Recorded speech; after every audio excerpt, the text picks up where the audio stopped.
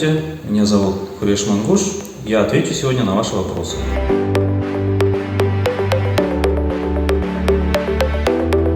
На единовременную выплату в размере 10 тысяч рублей имеют право все граждане, постоянно проживающие на территории Российской Федерации и по состоянию 31 августа 2021 года получают пенсии по старости, по инвалидности, по случаю потери кормильца.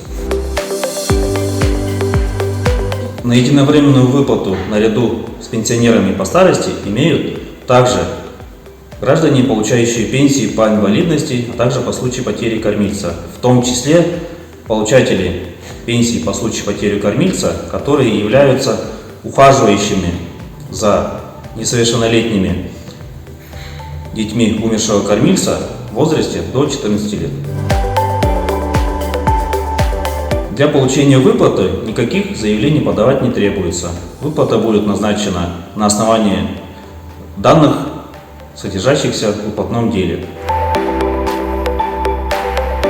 Если ветеран боевых действий, кроме ЕДВ, не получает пенсию, то, к сожалению, он не имеет права на единовременную выплату, поскольку ЕДВ не является пенсией.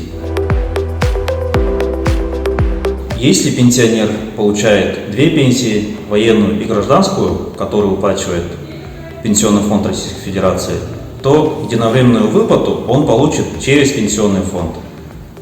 А если пенсионер получает только военную пенсию, то единовременную выплату он получит по линии своего ведомства.